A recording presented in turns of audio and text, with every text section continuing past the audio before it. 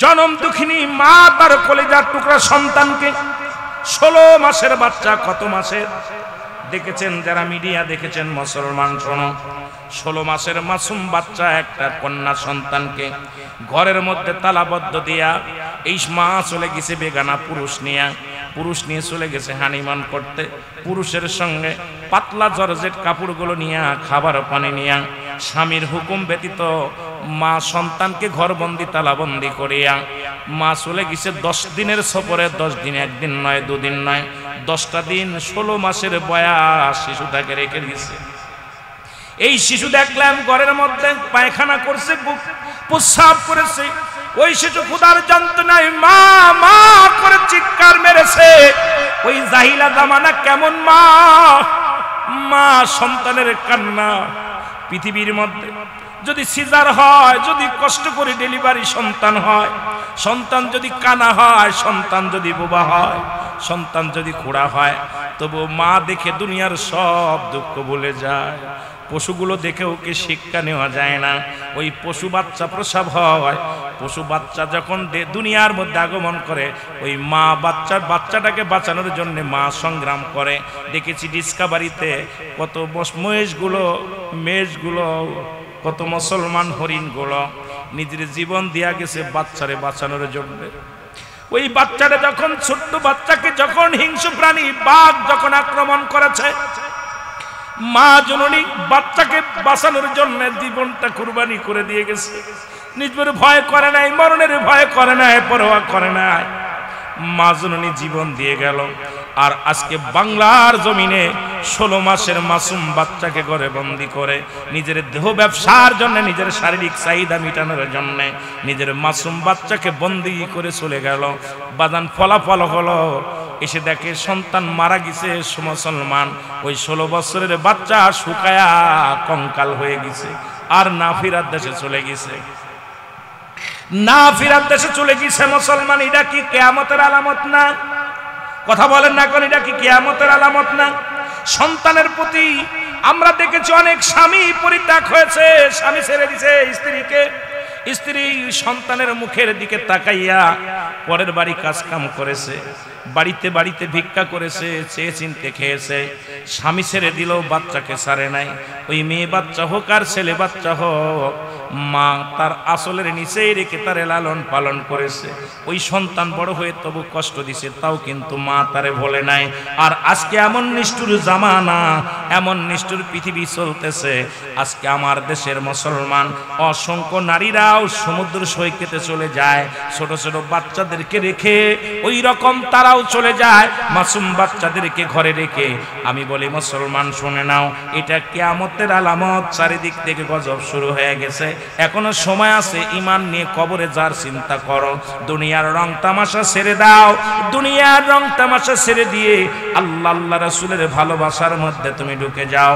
দুনিয়া থেকেও শান্তি পাবা, আখিরাতেও শান্তি পাবা। জোরে জোরে চিল্লায় বলেন আল্লাহু আকবার। এ আমার স্বামী, আমি ভুল করেছি, আমারে আল্লাহ মাফ করবেনি।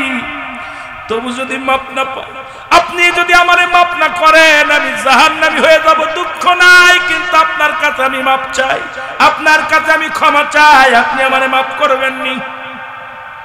স্বামী কয় বিবিরে বলো কি হয়েছে বলো। বলে স্বামী রে, আমি একটা চক্রান্তে পড়েছিলাম, একটা ছেলের সঙ্গে প্রেম করেছিলাম, প্রেম করার পর সে আমার ছলনা করে নিয়ে গেল, নিয়ে যাওয়ার পর গত সপ্তাহ হয়ে গেল, এই 1 সপ্তাহ হয়ে গেছে বিয়ের আগে আমার সঙ্গে দেখা করার কথা বলে, আমার বিয়ের কথা চলতেছিল, উনি আমাকে বলল একটু দেখা করো। দেখা করার পর আমাকে ব্ল্যাকমেল করে নিয়ে যে আমার সঙ্গে শারীরিক মিলন হয়েছে। এখন ওই সন্তানের সন্তান, ওই যুবকটার সন্তান আমার গর্ভে প্রবেশ করেছে। এই ভয়ে আমি আপনাকে ঠগাইতেছি, যদিও 1 সপ্তাহ হয়ে গেছে। 1 সপ্তাহের সন্তান হয়তো 10 মাস 10 দিন পরে আপনারই হবে, মানুষ বলবে আপনার সন্তান। যদি 7 মাসেও হয় মানুষ বলবে আপনার সন্তান, যদি 8 মাসেও হয় মানুষ বলবে আপনার সন্তান। কিন্তু আমি যে আপনার ঠগাইতেছি, আল্লাহর আদালতে আমি কি জবাব দিব, আমি মদিনার কাছে কি জবাব দিব, এই ভয়ে আমি কাঁদতেছি। কারণ আপনার আমি ঠগাইলাম, আমি তো নিজে ভুল করেছি, আমি ইচ্ছাকৃত কোনো ভুল করি না, আমি ভুলের চক্রান্তের ভিতরে পড়ে গেছিলাম, আমি নিরুপায় হয়ে গেছিলাম। এই নিরুপায় হয়ে অপরাধ করে সেই অপরাধের ফসল আমার করবে। স্বামীরে, এই কারণে আমি আপনারে আমি কি জবাব দিব? আপনারে আমি ঠগাইলাম, আমার আল্লাহ কি আমারে মাফ করবে? আমার মদিনাওয়ালার দিদার কি আমি পাবো? কারণ আমি শুনেছি আমার নবী বলছে অন্যের দোষটি ঢেকে রাখলে আল্লাহ তাআলা তার দোষটি ঢেকে রাখে। সুতরাং আমি আজকে স্বামী বলতেছে, ও বিবি, আমার নবী বলছে অন্য দোষটি যে ব্যক্তি ঢেকে রাখে আমি তার দোষটি ঢেকে রাখবো। ও বিবি, যেহেতু আমার আল্লাহ পাক জানায় দিয়েছে, আমার হাবিব এই কথা বলেছে সাহাবীদেরকে, আমি কথা দিলাম বিবিরে, তোরকে আমি তালাক দিব না, তোরে নিয়ে আমি সংসার করব, জীবনেও আমি তোমার সঙ্গে আর মিলামিশাও করব না, তোমার সঙ্গে আর কোনো মিলনও আমি করব না, তোমাকে আমি তাড়াও দিব না, তোমাকে আমি বিতাড়িত করব না বিবিরে। আর আমি কথা দিলাম এই কথাটা পৃথিবীর বুকে আমি আর কাউকে জানাবো না। জোরে জোরে বলো মারহাবা। আদর্শবান ছেলে যত মাফ করতে পারে, জ্ঞানী মানুষ যত মাফ করতে পারে, আপনার মূর্খ মানুষ এত জ্ঞান মাফ করতে পারে না। এ মুসলমান, 1 মাস 2 মাস হয়ে গেল, সন্তান ডেলিভারি হবে, 2 মাস যখন হয়ে গেল, মানুষের পার আগে ওই যুবক তার মাকে বাবাকে বুঝায় বলল, মা গো, বাবা গো, তোমার বৌমাকে নিয়ে আমি অন্য একটা শহরে যেতে চাই। কয় মাসের জন্য নিয়ে গেলেন? এ মুসলমান শুনে নাও, 10 মাস 10 দিন পূর্ণ হয়ে গেল, এই দুনিয়ার মধ্যে সন্তান হলো, ছেলে হলো, একটা ফুটফুটে সন্তান হলো। এই সন্তানটা যখন হয়ে গেল, ওই ছেলে রাতের অন্ধকারে যখন ছেলে হলো, স্বামী যখন আসলো ঘরে ফিরে দেখে ছেলে সন্তান হয়েছে, ছেলেটাকে কোলের মধ্যে নিলেন, নিয়ে বড় আদর করলেন, আদর করে বললেন, বিবিরে আমার কোলের মধ্যে দাও, আমি একটু আদর করে দিই। এই আদর করার কথা বলে কোলের মধ্যে নিয়ে চলে গেলেন, যায় নিকটতম একটা মসজিদের বারান্দার মধ্যে ফেলে দিয়া রেখে দিয়ে উনি ফজরের নামাজে দাঁড়ায় গেছে। জোরে জোরে বলো আল্লাহু আকবার। ফজরের নামাজ শেষ, এদিকে বিবি চিন্তা আছে, ওই প্রথম রাত্রে সন্তান নিয়ে গেল, ফজরের রক্ত হয়ে গেল, এখনো পর্যন্ত ছেলে নিয়ে ফিরল না স্বামী। নিশ্চিত আমার ছেলেটা যার সন্তান, এই জন্য তাকে মেরে ফেলেছে, নিশ্চিত সে অবৈধ সন্তানের কারণে আমার স্বামী মেনে নিতে পারে নাই, ওকে নিশ্চিত মৃত্যু মুখে দিয়েছে, তাকে দুনিয়া থেকে বিদায় করে দিছে। ফজরের নামাজ বাদে মুসলমান শোনো, মুসল্লিরা সালাম ফিরেছে, সালাম ফিরে দেখে মসজিদের বারান্দায় একটা সন্তান, এই ছোট্ট একটা মাসুম বাচ্চা আছে। দৌড়ে যে ওই লোকটা তুলে নিলেন, যুবক তুলে নিলেন, হাতের মধ্যে নিয়ে বলেন, এই একটা ছেলে পাওয়া গেছে, তোমরা কেউ কি ছেলের সন্ধান জানো? এই ছেলেটা পাওয়া গেছে, এই ছেলেটা কে বা কারা রেখে গেছে? কোন সবাই বলেন এই ছেলে এখন কি উপায় হবে?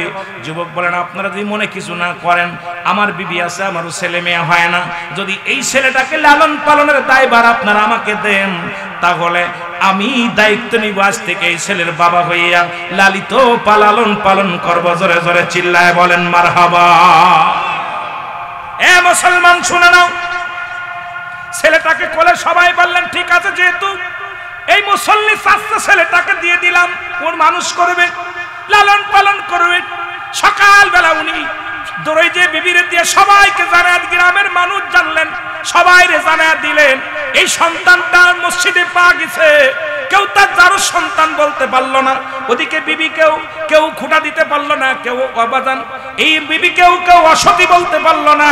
দৌড়ে যায়, ডাক দিয়ে বলে, বিবি রে আমার দেরি হয়ে গেছে, এই নাও তোমার কলিজার টুকরা সন্তান। কয় স্বামীরে সারা রাত নিয়ে রাখলা?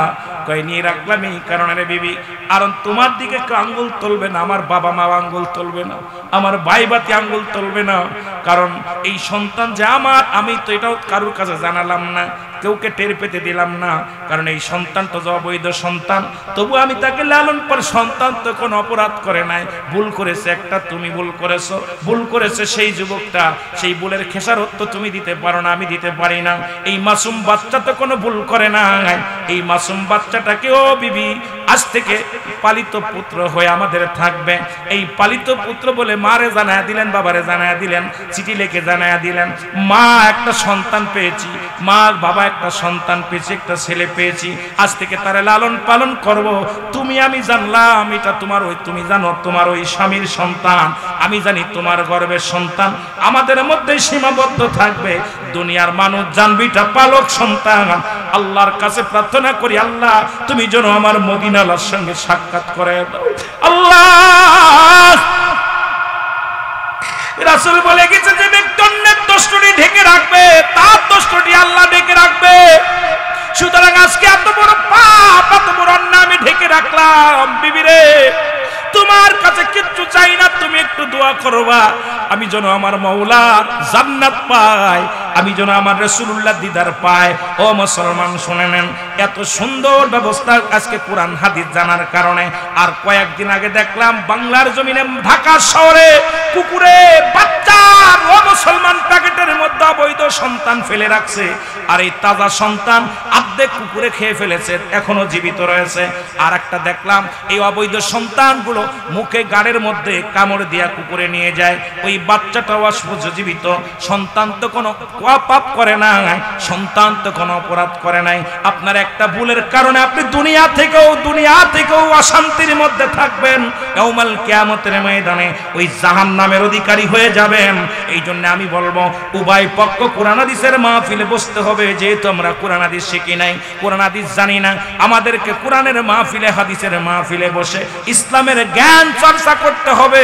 যে জ্ঞান চর্চা করলে দুনিয়ার মধ্যে হাজারো অন্যায় থেকে বাঁচতে পারবো, জিনা ব্যভিচার থেকে বাঁচতে পারবো, মূর্খতা থেকে বাঁচতে পারবো, রাসূলের প্রেম অন্তরে ধারণ করতে পারবো, আল্লাহর ভয় অন্তরে ধারণ করতে পারবো।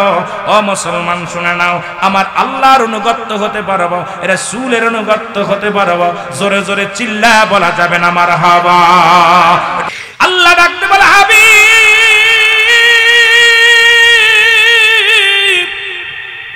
তোমার আমি এতিম বানাইলাম, তোমার আমি এতিম বানাইলাম। আমার নবী কেমন এতিম ছিল গো, পৃথিবীর মধ্যে এমন এতিম ছিলেন যখন 6 মাস গর্ভে মায়ের দুনিয়া থেকে বাবা বিদায় হয়ে গেছে। এই দুনিয়ার মধ্যে যখন 6 বছর বয়স রাসূলুল্লাহর মা চির বিদায় হয়ে গেছে। নবীর বয়স যখন 6 বছর 6 মাস, দাদা আবু তালিব চির বিদায় হয়, আব্দুল মুত্তালিব বিদায় হয়ে গেছে। চাচা আবু তালিবের কাছে লালিত পালিত হয়। এমন এতিম, ও মায়ার নবী গো, তোমার মতো এতিম আর দুনিয়ার মধ্যে কেউ নাই গো নবী। নবী গো, আপনার প্রেমের মালা গলায় পড়ল নবী গো। আবার তামাম পৃথিবীর রহমত আল্লাহ তোমারে দান করেছে। আমার আল্লাহ বলে মা আরসালনাকা ইল্লা রাহমাতাল লিল আলামিন। জোরে জোরে চিল্লা বলেন মারহাবা। এ মুসলমান শোনো না, আবার তামাম পৃথিবীর রহমত দান করলেন আমার আল্লাহ, আমার হাবিবকে দান করলেন, যিনি পৃথিবীর মধ্যে এমন এতিম নবী রে আমার আল্লাহ তাআলা তামাম পৃথিবীর বাদশাহী দান করেছেন। শুধু বাদশাহী নয়, আমার নবী এমন একটা কাপড়ও গায়ে দিছে যে কাপড়ের দাম তৎকালীন জামানায় 42,000 দিরহাম, যা পৃথিবীর কোন রাজা বাদশা পড়তে পারে নাই। তাহলে আমার নবী শুধু গরিবের গরিব নয়। আজকে এক শ্রেণী মৌলবীরা ওয়াজ করে নবীজি এতিম, নবীজি গরিব, নবীজি অসহায়, নবী সিরা 70 তালি গায়ে দিছে। আরে মৌলবী সাহেব শোনো, আমার নবী শুধু এতিম ছিল না, আমার নবী মুসলমান, আমার নবী শুধু গরিব ছিল না, আমার নবী 70 তালি কাপড় শুধু গায়ে দেয় নাই, আমার নবী এত দামি কাপড় গায়ে দিছে পৃথিবীর কোন রাজা বাদশা পড়তে পারে নাই। তৎকালীন জামানায় 42,000 দিরহাম। এখন বলেন আজকের জামানায় কত তার দাম? এত দামি কাপড়, এত দামি পোশাক পৃথিবীর কোন রাজা বাদশা পর্যন্ত গায়ে দিতে পারে নাই। জোরে জোরে চিল্লা বলা যাবে না মারহাবা। এ দুনিয়ার মুসলমান,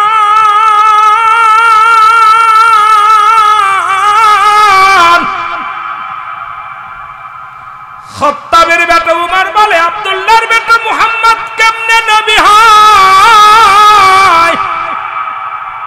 আর উনি মানুষদেরকে জানায় আল্লাহ ছাড়া কোনো মাবুদ নাই, কোনো ইলাহ নাই। আল্লাহর প্রেরিত রাসূল বা বান্দা হলো উনি। সবাইকে শিখাইলা ইলাহা নাই কোন ইলাহা ইল্লাল্লাহ এক আল্লাহ ছাড়া, মুহাম্মাদুর রাসূলুল্লাহ আল্লাহ পাকের প্রেরিত রাসূল বা বান্দা রাহমাতুল লিল আলামিন। আব্দুল্লাহর বেটা মুহাম্মাদের গর্দান শিরচ্ছেদ করে দিব, এই দুনিয়ার মধ্যে সেই বড় আশা নিয়ে খোলা তরবারি নিয়ে রওনা হয়ে গেছে। এর মুসলমান শুনে নাও, খবর দিয়া বলে উমর শোনো, তুমি কার গর্দান কাটবা? তুমি কি তোমার ঘরের খবর রাখছো নি? কয় কি খবর? কই তোমার আপন ভগ্নিপতি, তোমার ভগ্নি, তোমার মুসলমান, তোমার বোন এবং ভগ্নিপতি দুজনেই কালেমা পড়ে মুসলমান হয়ে গেছে। জোরে জোরে চিল্লায়া বলা যাবে না মারহাবা? আরো জোরে। ওমর বলে আমার শত্রুর কাছে মুরিদ হইয়া আব্দুল্লাহর বেটা মুহাম্মাদের অনুসরণ করছে আমার ভগ্নি গো, আগে ওদেরকে সাইজ করে আসি। খোলা তরবারি নিয়ে রওনা হলেন বুনজামার বাড়ি। যে ঘরের দরজায় দাঁড়াইছে, ভিতর থেকে মুসলমান কুরআনুল কারীমের আওয়াজ শুনতে পায়। আল্লাহু আকবার। এ মুসলমান জোরে জোরে চিল্লায় বল আল্লাহু আকবার। কুরআনুল কারীম থেকে পাঠ শুনে গো।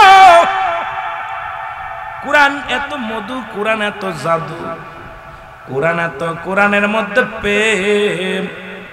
কুরআনের বাণী শুনিয়া উমরের গায়ের মধ্যে কাঁপন শুরু হয়ে গেছে। আরে আমি কি শুনলাম? এতদিন মক্কা মদিনায় কত মস্তানি করলাম, কত গান শুনলাম, এত মজা লাগে নাই। একটা গান, একটা জারি গান যদি একবারের জায়গা দুইবার শোনেন ভালো লাগবে না। কত গান শুনলেন, পড়ে না চোখের পলক কি তোমার রূপের ঝলক। বাইদের মেয়ে জোসনা কথা দিছে, বন্ধুর গান, বান্ধবীর গান, কত না ডিজিটাল, কত জিএম এর গান করে মুসলমান ফাটে যায়, ফুটে যায়। কত গান শুনলেন, এর একবারের জায়গা দুইবার শুনলে আর ভালো লাগে না। তৃতীয়বার শুনতে গেলে কই ওই গান আর ভালো লাগে না রে খাদে। কিন্তু শুরু হইয়া পৃথিবীর মধ্যে আগমন করিয়া সূরা ফাতিহা পড়া শুনলাম, সূরা ইখলাস শুনলাম, কুরআনুল কারীমের বাণী শুনলাম। যত শুনি তত মজা লাগে। এই কোরআনের ভিতরে মধুতে ভরপুর, মায়ায় ভরপুর, জাদুতে ভরপুর। জোরে বলেন ঠিক কি না? আলহামদুলিল্লাহি রাব্বিল আলামিন আর রহমানির রহিম মালিকি ইয়াউমিদ্দিন ইয়াকা না'বুদু ওয়া ইয়াকা নাস্তাঈন ইহদিনাস সিরাতাল মুস্তাকিম সিরাতাল লাযীনা আন'আমতা আলাইহিম গায়রিল মাগদুবি আলাইহিম ওয়ালাদ-দাল্লিন। সুবহানাল্লাহ। বিসমিল্লাহির রহমানির রহিম।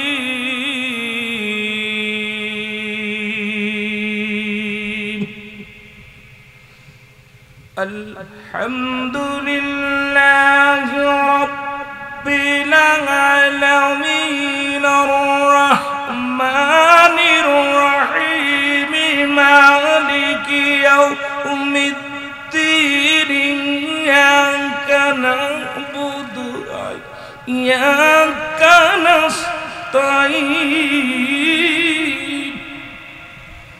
ইহদিনাস সিরাতাল মুস্তাকিম সিরাতাল লাযীনা আন'আমতা আলাইহিম গায়রিল মাগদুবি আলাইহিম ওয়ালাদ-দাল্লিন।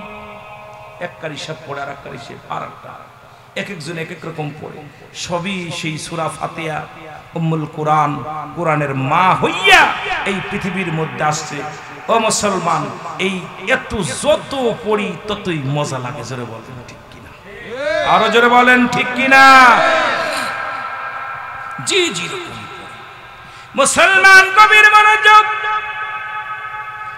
এই হযরত ওমর ফারুক ঘরের ভিতরে যখন প্রবেশ করলেন, দরজার মধ্যে টাক টাক করে আওয়াজ দিলেন। দরজা খুলে দেখতে পাইলেন খাত্তাবের বেটা ওমর, হাতের মধ্যে খোলা তরবারি। আল্লাহু আকবার। খোলা তরবারি নিয়ে দরজার ভিতরে থেকে বলে, থরথর করে কাঁপন শুরু করেছে। বোন ভগ্নী দুজনই মুসলমান, শোনো। থরথর করে কেঁপে উঠে ওমর বলে, তোমরা কি পাঠ করতেছিলে আগে শোনাও। আল্লাহ, আরো জোরে, কি পাঠ করতেছিল শোনাও। বোনে বলে, বাইরে তুমি এখন এমন সময় ঘরের মধ্যে হাজির হয়ে গেলাম। বউনাই বলে, উমর তুমি ঘরের ভিতরে প্রবেশ করলা, আমরা কিছু বলতেছিলাম না। কই না, আমি শুনেছি ঘরের বাইরে থেকে তুমি কি পাঠ করতেছিলে সেই বাণীগুলো শোনাও। কয় শোনাতে পারি, একটা শর্ত আছে। শর্তটা হলো তুমি গোসল করে আসো, পবিত্র হয়ে আসো, ওযু করে আসো। কারণ এই বাণী শুনতে হলে, এই বাণী শুনতে হলে, পড়তে হলে উভয়কে পুত পবিত্র লাগবে। তুমি পুত পবিত্র হয়ে আসো, এরপরে আমি শোনাইব। জোরে জোরে চিল্লায় বলেন আল্লাহু আকবার। এ মুসলমান শুনে নেন, হযরত উমর ফারুক গোসল করে আসলেন, ওযু করে দিলেন, পুত পবিত্র হলেন। উমরের বোন, উমরের ভগ্নী প্রতি সূরা তাহা আলোচনা করে সূরা তাহা পাঠ করা শুরু করলেন। একবারে প্রথম থেকে শুরু করলেন। ও মুসলমান, তাহা, এই তাহা যখন আলোচনা পড়লেন, ওমরে ফারুকের গা থরথর করে কেঁপে উঠলেন, ঘাম ঝরতে লাগলেন, দৌড়াইতে লাগলো। এই বাণী যিনি নিয়ে যার কাছে আসছেন, যিনি এই বাণী শোনাইছে, আর দেরি নয়, আমি যাব সেই রহমতের নবী রাহমাতুল লিল আলামিনের কদমের মধ্যে। জোরে জোরে চিল্লায়া বলা যাবে না মারহাবা। তোমরা এমন একজন নবী পাইবা না, শোনো ভবের মাওলানা, শোনো ভবের মাওলানা। তোমরা এমন একজন নবী পাইবা না, হায় হায় এমন একজন। ওরে যার কদমে হইলে নিসার, যার কদমে হইলে নিসার, ভাবনা তারো থাকবে না।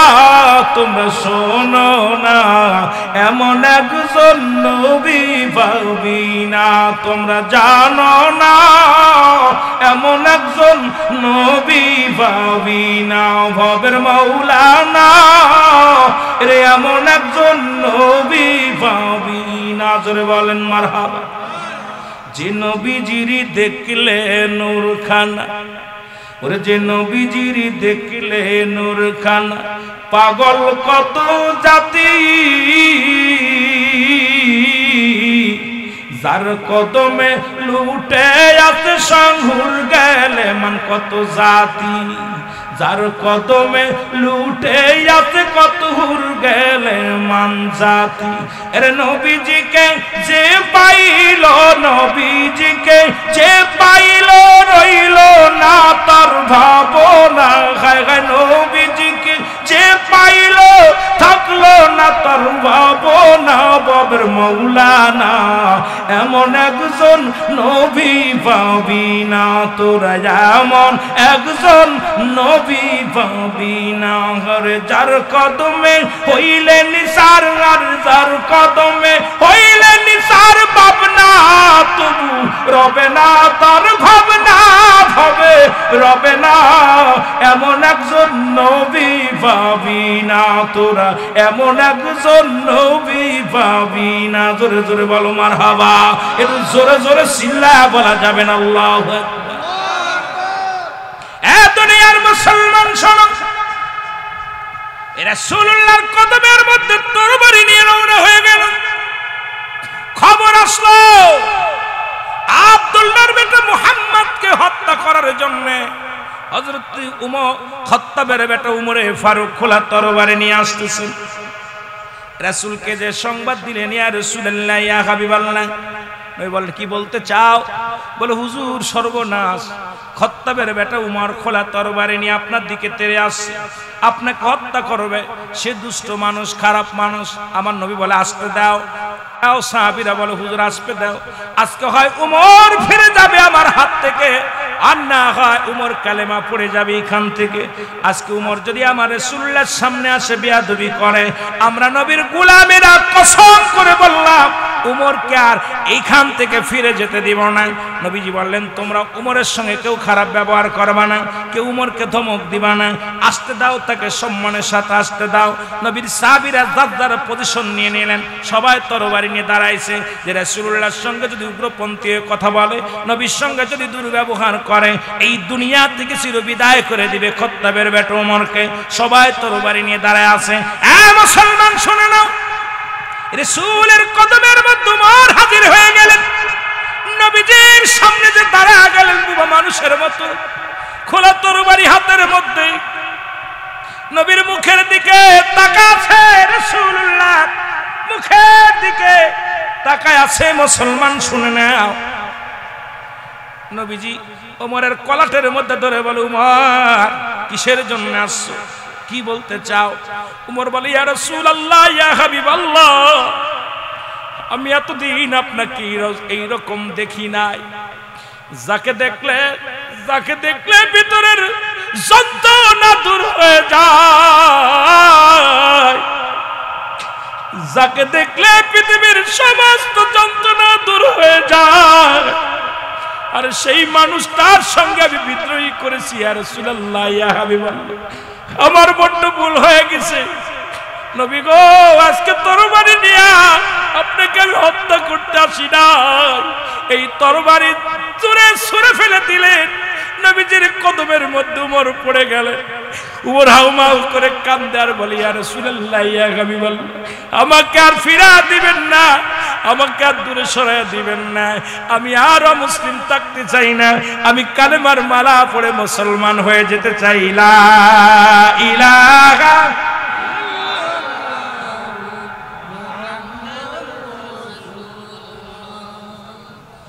সাল্লাল্লাহু আলাইহি ওয়াসাল্লাম।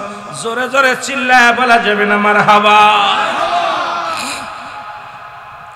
এ মুসলমান শুনে নাও, হযরত ওমর যখন কালেমা পড়লেন, কালেমা পড়ার সঙ্গে সঙ্গে ইসলামের বিজয় ঝান্ডা বেজে উঠল।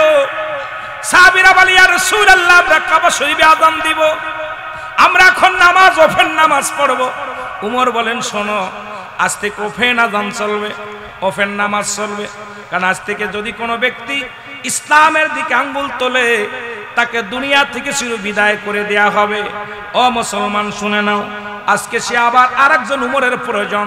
আজকে দেখা যায় পৃথিবীর বিভিন্ন প্রান্তরে আমার রাসূলুল্লাহর বিরুদ্ধে কথা বলে, আজকে কোরআনের বিরুদ্ধে কথা বলে। আজকে দেখলাম সকালবেলা ওই লামাযাবিরা বলতেছে কোরআন খতম করা হারাম, কোরআন খতম করা জায়েজ নাই, তারাবির নামাজে খতম করা জায়েজ নাই। এ মুসলমান শুনে নাও, ভালো করে শুনে নাও, বড় লজ্জাজনক ব্যাপার। কোথায় ফতোয়া লাগাইছে, এই লামাযাবিরা দেশটারে শেষ করতেছে। মুসলমান শুনে নাও, এই শিয়া সম্প্রদায় আজকে পৃথিবীটাকে শেষ করতেছে। মুসলমান, আরে আশ্চর্য হয়ে গেলাম, এই সমস্ত বেঈমানের দলেরা শুনলাম কেউ বলতেছে, আপনারা তাদের নাম জানেন? অনেক শায়েখ বলে শায়েখ কোনো দলিল না, দলিল হলো কোরআন, দলিল হলো হাদিস, দলিল হলো ইজমা, দলিল হলো কিয়াস। এখন আপনারা শায়েখের প্রেমে পড়ে গেছেন, এই শায়েখদের জন্য জাহান্নামে চলে যাবেন।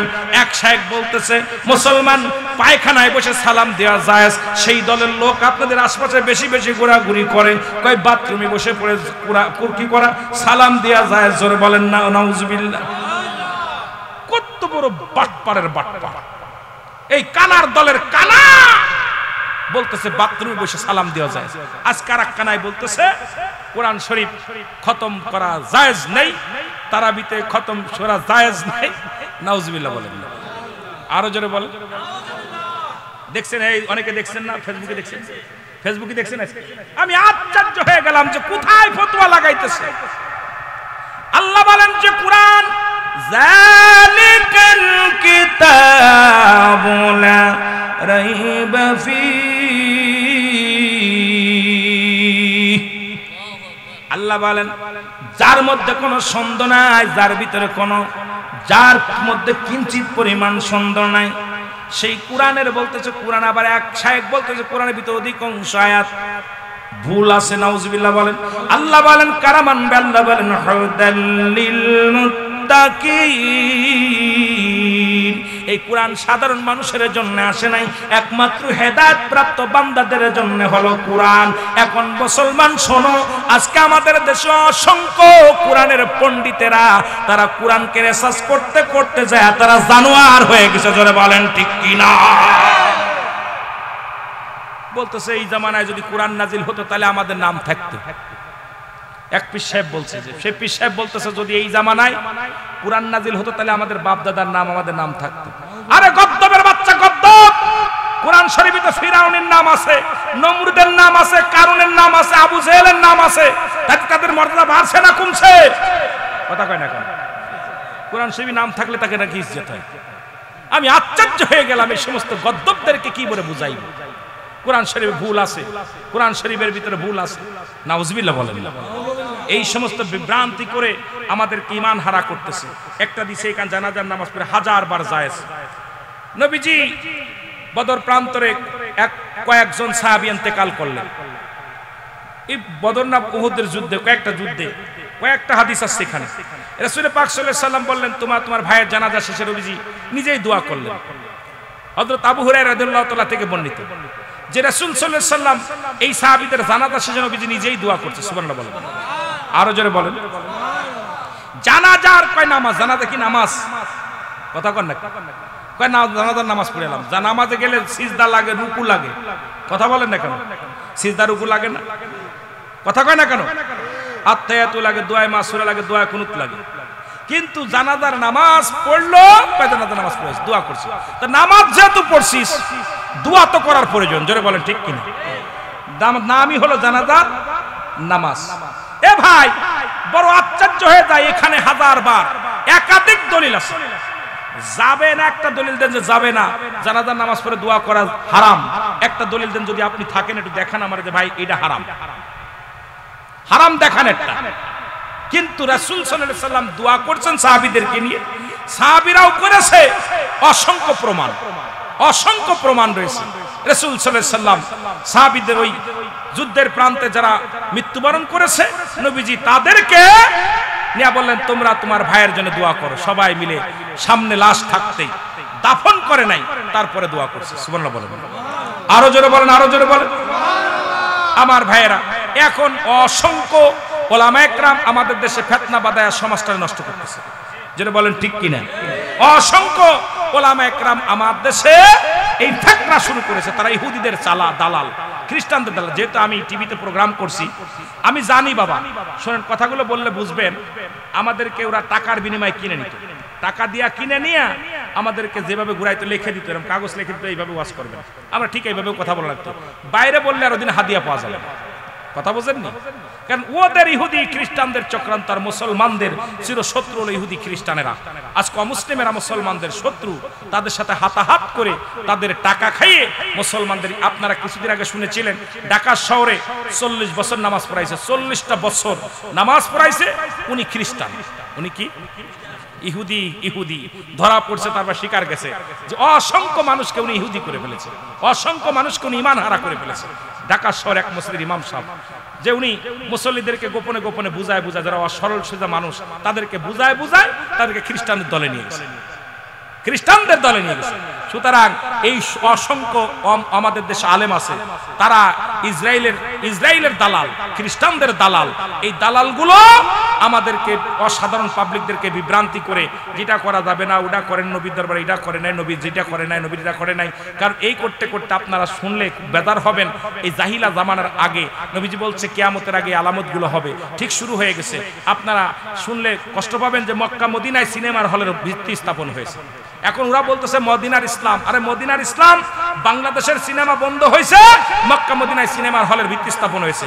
বাংলাদেশের পতিতালয় বন্ধ হয়েছে, আর সৌদি আরবে মুসলিম পতিতালয় খুলছে। এই সৌদি কেউ আছেন নাকি? যা আসে শুনছে, সৌদি আরবে মুসলিম পতিতালয় খুলছে, আর বাংলাদেশের পতিতালয় বন্ধ হয়েছে। কথা শোনেন, এখন ওই ওদের কাছে ওরা কি সৌদি কি দলিল? সৌদি কোনো দলিল না, দলিল হলো কোরআন, হাদিস, ইজমা, কিয়াস। জোরে বলেন ঠিক কি? আরো জোরে বলেন, আরো জোরে বলেন। দলিল কোনো মৌলবি না, ওই মৌলবি বিভ্রান্তি করতে সমাজটাকে। সৌদি আরবে এখন ওফেন মেয়েরা চাকরি করে, গাড়ি চালায়। শুধু তাই নয়, শুনলে আরো খুশি হবেন। বাংলাদেশ থেকে যত নারী গেছে সৌদি আরবে নারী শ্রমিক, প্রত্যেকে ডবল হয়ে বাড়ি ফিরছে। আরো কব, যদিও কালো মেয়ে, আমার এক বান্ধবী কালো, নাম হলো সুস্নেতা।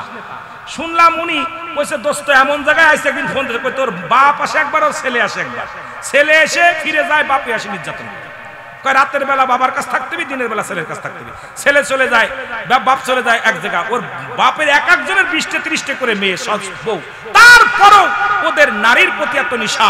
বাংলাদেশ থেকে প্রায়ই কান্নাকাটির আওয়াজ শোনা যায়, প্রায়ই ফেসবুক খুললে দেখা যায় সৌদি আরব থেকে প্রেগনেন্ট হয়ে 3 মাস 4 মাস বাচ্চা নিয়ে চলে আসে। তাহলে ওই ওদের অবস্থা, এই মৌলবী ফতোয়া হিসাব করে দিবি, কারণ ওই সমস্ত ইসরায়েলের দালালগুলো বাংলার জমিনে ঢুকে বাংলার মানুষটাকে ঈমান হারা করতে। জোরে বলেন ঠিক কিনা? সৌদি কোনো দলিল না। যে দলিল হয়, আমার নবী যে জানাজা পড়ছিল কিনা, যে মৌলবী কইছে মুনাজাত করা জায়েজ নয়, মৌলবী ধরবেন আগে, কলারটা ধরে আগে পিটাবেন। কারণ হলো এই নবী যে জানাজা পড়ছে কিনা, নবী যে জানাজা, তোর জানাজায় এত হাজার হাজার মানুষ হয়, আমার নবী জানাজা পড়ছে কিনা, আমার নবীজির জানাজায় কয়জন মানুষ হয়েছিল ওরে জিগাবেন। আমার নবীজির 14 জন বউ ছিল, তোর কয়টা আছে ওরে জিগাইবেন, তোর কয়টা আছে? তোতে একটা সকালবেলা ঝাঁটার বাড়ি, বিকেল বেলা ঝাঁটার বাড়ি। নবীজি তো 14 জন ওয়াইফ ছিল, 12 জন লিখিত ভাবে 12 জন, কোথায় আছে 14 জন? তোর কয়টা বউ আছে? কথা কন না। নবীজির সব নবীর ভিতর নবী এটা করছে, নবী এটা করছে, কার সাথে কার তুলনা করিস, কার লাগে কার তুলনা করিস? নবীজির, আমার মুসলমান শোনেন, আমাদের জন্য মানতে হবে নবীজি যা বলে গেছে এটা আমাদের জন্য মানতে হবে। নবীজি যেটা বলে গেছেন হাদিস শরীফের কথাগুলো, এগুলো আমাদেরকে বুঝতে হবে, মানতে হবে। এই হাদিস শরীফ, নবীর হাদিস এটা মানতে হবে। হাদিস মানা, নবীজির আদর্শ হলো ইসলামে আমাদের জন্য মানা উত্তম। জোরে বলেন ঠিক কিনা? আরো জোরে বলেন। এখন হালাত বুঝে নবী কোন হালাতে কি করছে। নবী তো দাঁড়ায়ও প্রসাব করছে, এখন তুই দাঁড়ায় পড়বি নাকি? কাবা শরীফের পানি দাঁড়ায় খাওয়া সুন্নাত, তুই কি দাঁড়ায় খাবি? এখন অবস্থা ওই জায়গায় হালাতটা বুঝতে হবে, স্থান কাল পাত্রভেদ। নবীজি মাঝে মাঝে দোয়া করতেন না, নবীজি দোয়া নামাজ দাঁড়াইছে, পিছনে শত্রুপক্ষ হানা দিছে তাদেরকে আক্রমণ করার জন্য, রাসূলুল্লাহ সালাম ফিরেই বলছে তোমরা তরবারি ধরো, তোমরা তরবারি ধরো। সালাম ডান পাশে, সালাম বাম পাশে ফিরেতে পারে নাই, শত্রুপক্ষ হানা দিছে। তুমি মৌলবী এসির মধ্যে বয়া নামাজ পড়ো আর দোয়া করতে গেলে তোমার কষ্ট লাগে, ওই নবীর কাছে যাও, জুতার পায়ে রাখ। নবীজি মাটি কাটছে, তুই মৌলবী কয়দিন কাটছিস? যে সমস্ত মৌলবীরা নবীর সঙ্গে ফতোয়া দাও, নবীজি রাখালি করেছে, তুই কয়দিন করেছিস? তুই তো এসির মধ্যে থাইকা, আমি যে পাতলা কাপড় তাতে কাপড় বদলানি গরমের জ্বালা। আমার রাসূলুল্লাহ নিজে হাতে মাটি টানছে, রাসূলুল্লাহ মাটি কাটছে, রাসূলুল্লাহ পেটে পাথর বাঁধছে, নবী বকরি চড়াইছে, আর তুই মৌলবী খালি এসির মধ্যে খাস, পরের বাড়ি খাস, দাওয়াত খাস, আর হলো ফতোয়া উল্টো পাল্টা ফতোয়া দিয়ে ফিতনা বাঁধাস। জোরে বলেন ঠিক কিনা? একদিন মাটি কেটে দেখ কেমন লাগে। এই লিবাররা জানে, এর ভিতর যারা কাজ করে এরা জানে, যারা ভ্যান চালায়, রিক্সা চালায়, অটো চালায়, যারা পরের বাড়ি কাজ করে, কিষেন দেয়, এরা জানে কষ্ট করে পায় চৈত মাসের রোজ। তুই খালি এসির মধ্যে 3 ওয়াক্ত নামাজ পড়ায়, 4 ওয়াক্ত নামাজ পড়ায়, মাস গেলে পকেট ভরে খাস, আর বাড়ি বাড়ি খাস। বাড়ি বাড়ি খাইয়া অধিকাংশ খালি পানি ফুতে তেলে ফু দিবি, বেগানা মহিলা চেহারা দেখবি, আর ফতোয়া দিবি উল্টা পাল্টা। জোরে বলেন ঠিক কিনা? এখনো সময় আছে, ভালো হয়ে যা। আমি অনুরোধ করবো, এখনো সময় আছে, এখনো সময় আছে, পুরোপুরি ইসলামের মধ্যে ঢোকো। ইয়া আইয়ুহাল্লাযীনা আমানু, হে ঈমানদাররা, বিশ্বাসীরা, দুখুলু ফিস-সিলমি কাফা, পরিপূর্ণভাবে প্রবেশ করো ইসলামের মধ্যে। এমন ভাবে ঢোকো পরিপূর্ণভাবে, ওই আধ্যাত্মিক ডুববা না। ইসলাম মানে নারী সতীত্ব পাহারা দেওয়া, ইসলাম মানে নিজে না খেয়ে অন্যরে খাওয়ানো, ইসলাম মানে নিজে না ঘুমায় অন্যরে ঘুম পাড়ানো, ইসলাম মানে নিজে দুঃখে থেকে অন্যরে সুখে রাখা, ইসলাম মানে একত্ববাদ, ইসলাম মানে শান্তি, ইসলাম মানে সেই তোমার অবস্থা। ইসলামের মধ্যে ঢুকে তুমি ফিতনা ফাসাদ করতেছো, তোমার দ্বারাই অশান্তি ঢুকতেছে, তুমি ইসলামের মধ্যে এখনো ঢুকতে পারো নাই। জোরে বলেন ঠিক কিনা? আল্লাহ আমাদের বুঝার তৌফিক দান করুক, সকলে বলুন আমিন। আরো